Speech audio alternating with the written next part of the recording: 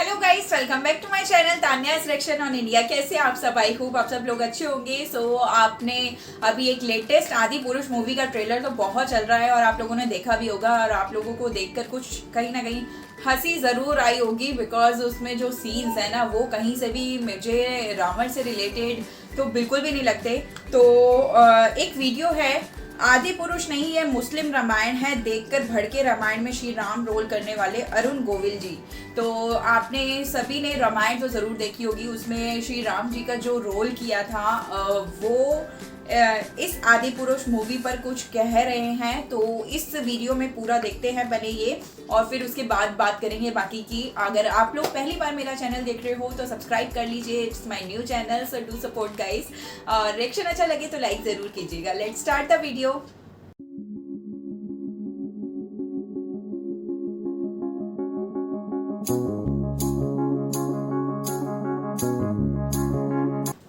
नमस्कार। 4 दिन पहले जब फिल्म आदि पुरुष का टीजर रिलीज हुआ, तब से लेके अभी तक चारों तरफ एक हंगामा है, एक शोर है। फिल्म इंडस्ट्री में, चैनल्स में, जर्नलिज्म में, एडवर्टाइजर्स में, संत समाज में, चारों तरफ एक शोर है, चारों तरफ डिबेट्स हो रही है, चारों तरफ भली बुरी बातें कही जा रही हैं। मेरे पास भी सैकड़ों फोन आए होंगे, सभी चैनल्स से फोन आए, जितने सभी जर्नलिस्ट हैं, बड़े बड़े जर्नलिस्ट, और सभी के फोन आए। They wanted my reaction on that, on the teaser, कि आपको कैसा लगा, आपके क्या रिएक्शन है, आप क्या सोचते हैं इस बारे में। मैं आपको सच बताऊं, मैंने एक भी शब्द किसी से नहीं कहा, मैंने बात ही नहीं की उस विषय में। मैंने कहा नहीं, मुझे कुछ नहीं कहना है। लेकिन मुझे लगा कि मुझे आपसे कुछ बात तो करनी चाहिए, आपसे करनी चाहिए। मेरे मन में बहुत सारी बातें बहुत सारे समय से आती रही हैं, और इस हंगामे को लेकर, इस इशू को लेकर मुझे लगा कि शायद ये सही समय है जब मैं अपनी बातें आपके साथ शेयर कर सकूं। दोस्तों, ध्यान से सुनिएगा। रामायण, महाभारत, श्रीमद् भागवत जैसे जितने भी ग्रंथ हैं, शास्त्र हैं, ये हमारी सांस्कृतिक और धार्मिक धरोहर है। ये हमारी संस्कृति है, ये हमारी जड़ है। सारी मानव सभ्यता के लिए ये नींव के समान है। और न तो नींव को हिलाया जा सकता है और न ही जड़ को बदला जा सकता है। नींव या जड़ से किसी भी तरह का खिलवाड़, किसी भी तरह की छेड़छाड़ बिल्कुल भी ठीक नहीं है। हमें इन शास्त्रों से संस्कार मिलते हैं, जीवन का आधार मिलता है। ये धरोहर ही हमें जीने की कला सिखाती है। हमारी संस्कृति विश्व की सबसे प्राचीन संस्कृति है। हमारी हर पीढ़ी इसे युगों युगों से आत्मसात करती आ रही है, जिसका सबसे बड़ा एग्जाम्पल है 2.5 साल पहले जब कोरोना आया था। तो कोरोना ने लोगों की धार्मिक भावनाओं को तब से लेकर आज तक और भी प्रबल कर दिया है। हमारी धार्मिक परंपराओं और मान्यताओं को और अधिक पुष्ट किया है इस महामारी ने। टीवी पर जब धारावाहिक रामायण प्रसारित हुई थी कोरोना के दौरान, तो रामायण ने एक विश्व रिकॉर्ड बनाया। आप सब जानते हैं, हम सब जानते हैं, ये एक बहुत बड़ा संकेत है हमारी मान्यताओं और परंपराओं की प्रामाणिकता का। इस बार यानी 2020 में रामायण आज की युवा पीढ़ी ने भी देखी, और 35 साल पहले बनी रामायण को पूरी श्रद्धा और आस्था से देखा, समझा और आत्मसात किया। आज जो बेहिसाब लोग मुझसे मिलते हैं, उनमें सबसे ज्यादा संख्या टीनेजर्स की होती है। दोस्तों, 500 साल के संघर्ष, अथक प्रयत्न और जद्दोजहद के बाद, न जाने कितना रक्त बहाने के बाद, हमें राम मंदिर के पक्ष में निर्णय मिला, और वहां एक भव्य मंदिर का निर्माण हो रहा है, जो 2024 तक पूरा भी हो जाएगा। अप्रिशिएट करने वाली बात यह है कि मंदिर को भव्यता देने के साथ साथ उसकी आत्मा और मौलिकता को ज्यों का त्यों रख कर यह मंदिर बन रहा है। हमें अपनी सभी सांस्कृतिक और धार्मिक धरोहरों और मान्यताओं को जैसी वो हैं वैसी ही बनाए रखना चाहिए। उनमें किसी भी तरह के बदलाव की न तो ज़रूरत है, न करना चाहिए और न ही किसी और को करने देना चाहिए। भला कोई अपनी नींव हिलाता है क्या? कोई अपनी जड़ें बदलता है क्या?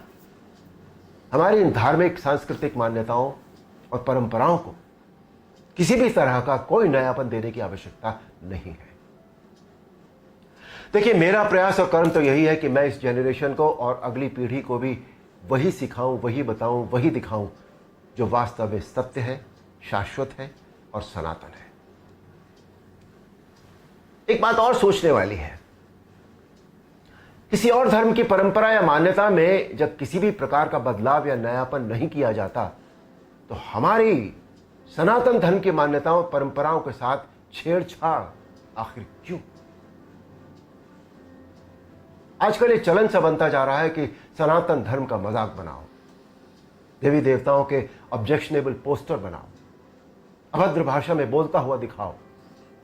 आखिर किसने अधिकार दे दिया कि कोई हमारी धार्मिक आस्था से छेड़छाड़ करे या हमारी भावनाओं को ठेस पहुंचाए?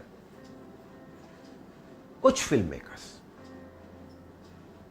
कुछ राइटर्स, कुछ पेंटर्स, कुछ एक्टर्स, कुछ एडवर्टाइजर्स को इस बात का विशेष ध्यान रखना चाहिए कि वो क्रिएटिव लिबर्टी के नाम पर धर्म का मजाक न बनाए और न ही किसी की मान्यता या परंपरा को तोड़ मरोड़ कर प्रस्तुत करें। दोस्तों, ये किसी राजनीतिक पार्टी या धर्म के लिए नहीं, बल्कि पूरे देश के लिए एक स्वाभिमान बढ़ाने वाली बात है कि आज हमारे प्रधानमंत्री श्री नरेंद्र मोदी जी के नेतृत्व और कुशल मार्गदर्शन में देश के कोने कोने में सांस्कृतिक, धार्मिक और ऐतिहासिक धरोहरों को पुनः पहचान मिल रही है। स्थान स्थान पर कॉरिडोर बनाए जा रहे हैं, जिनसे हमारी इन धरोहरों की रक्षा भी हो रही है, उनका पुनर्निर्माण भी हो रहा है, साथ ही उनकी मौलिकता भी यथावत रखी जा रही है। मोदी जी, ये देश सदैव आपका ऋणी रहेगा। मेरा अनुरोध है आप सबसे कि आप सब पूरी सक्रियता और जागरूकता के साथ अपनी अमूल्य सांस्कृतिक, धार्मिक मान्यताओं और धरोहरों को सहेज कर संभाले रखने का संकल्प करें और दूसरों को भी इसके लिए प्रेरित करें। धन्यवाद। नमस्कार।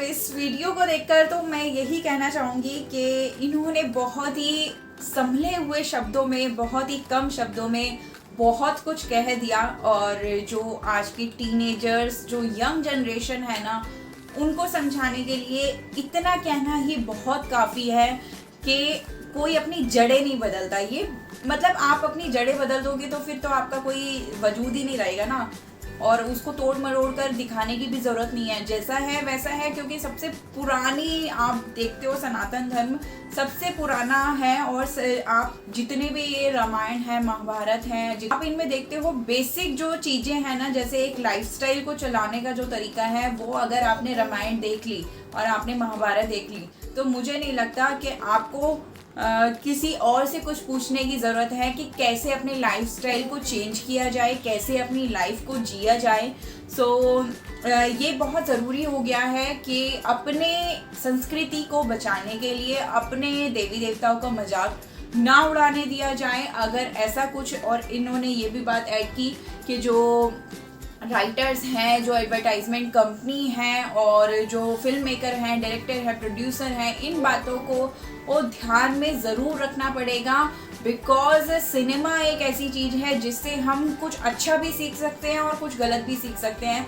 तो अगर ऐसी मूवीज़, ऐसा कुछ बनाया जाएगा तो वो आज के यंग जनरेशन पर, जो टीनेज है, एक कच्चे घड़े की तरह होता है ना, टीनेज का जो माइंड होता है ना, बिकॉज आप कुछ भी डाल दो उसमें, वो वैसा ही बनता चला जाएगा और वैसी ही मेंटालिटी बनती चली जाएगी। तो ये बहुत ज़रूरी हो गया है कि आज की टीनेज के लिए ये जो दिखाया जा रहा है ये एक्चुअल नहीं है, रियल नहीं है, ये दिखाना बहुत ज़रूरी है। अगर कोई दिखा रहा है इसको तो इसको स्टॉप करना बहुत ज़रूरी है। तो ये जो बाइकआउट वाला ट्रेंड चला था, इससे मैं बिल्कुल अग्री करती हूँ। जो मूवी, जो एडवर्टाइजमेंट, जो राइटर, जो एक्टर अगर ऐसा कुछ करते हैं तो बिल्कुल बाइकआउट करना चाहिए। और जब रामायण हम लोग देखते थे तो जैसे आज इनको देख रहे हैं, है तो ये वैसे एक नॉर्मल इंसान ही हमारी तरह, लेकिन जब श्री राम जी के भेष में ये आते हैं और उसको मतलब उस पूरे कैरेक्टर को, राम जी के पूरे कैरेक्टर को जब ये दिखाते हैं उस पर, तो एक वो जो छवि है ना वो दिमाग में बन जाती है। फिर आप वो छवि अपने, अगर मैं आज सोचूं कि राम जी के बारे में मैं सोचूं तो मेरे दिमाग में वही छवि आती है जो मैंने रामायण में देखी है। तो ये सारी चीज़ें ना बहुत महत्व रखती हैं। और जब कोई ऐसे इंसान जिन्होंने इतना एक मतलब आप कह लो ये एक बहुत ही ऊंचा एक कैरेक्टर है जो इन्होंने प्ले किया, और इस कैरेक्टर को प्ले करने के लिए भी बहुत सारी, आप एक कपिल शर्मा का शो देखिएगा तो आपको पता चलेगा कि इनकी नॉर्मल लाइफ में कितने बदलाव हुए सिर्फ और सिर्फ एक कैरेक्टर प्ले करने से। महाभारत रामायण के एक कैरेक्टर प्ले किया इन्होंने, और कितने चेंजेस इन्होंने अपनी लाइफ में किए और महसूस किए। लोग साक्षात मतलब दंडवत प्रणाम करते थे देखकर, बिकॉज जो एक मन है ना वो बहुत कोमल है, और वही छवि जब बनती चली जाती है ना तो फिर तो आप उसको इंसान के रूप में भी देखकर डिनाई नहीं कर सकते। तो ये सारी चीज़ें ध्यान में रखनी चाहिए। और ये वीडियो आप लोगों के साथ शेयर करने का मकसद यही था कि जो डायरेक्टली, हर किसी का अलग अलग तरीका होता है, डायरेक्टली बहुत लोग बहुत कुछ बोलते हैं, लेकिन अनडायरेक्ट वे में इन्होंने भी बहुत कुछ बातें बोल दी जो किसी के दिमाग पर डायरेक्टली जाकर हिट करेंगी, और ये बहुत ज़रूरी है। और सभी लोग आकर ये इस चीज़ को मतलब पॉइंट करके बोल रहे हैं, तो इसका मतलब कुछ अप हो गए, कहते हैं ना घड़ा भर जाता है जब, तो फिर तो कुछ ना कुछ करना पड़ता है। तो ये वही टाइम है, तो अब कुछ यही करना पड़ेगा कि बाइकआउट करना पड़ेगा। सो गाइज, कैसा लगा आपको वीडियो प्लीज़ कमेंट में ज़रूर बताइएगा। अगर आप लोगों के पास कोई सजेशन है, आप चाहते हो जिस वीडियो पर मैं रिएक्शन दूँ, तो उसको कमेंट सेक्शन में उसका लिंक शेयर कर सकते हो, या आप वीडियो का नाम भी लिख सकते हो। आपको मिलती हो नेक्स्ट वीडियोस में। आप लोग अपना ध्यान रखिएगा। Bye bye.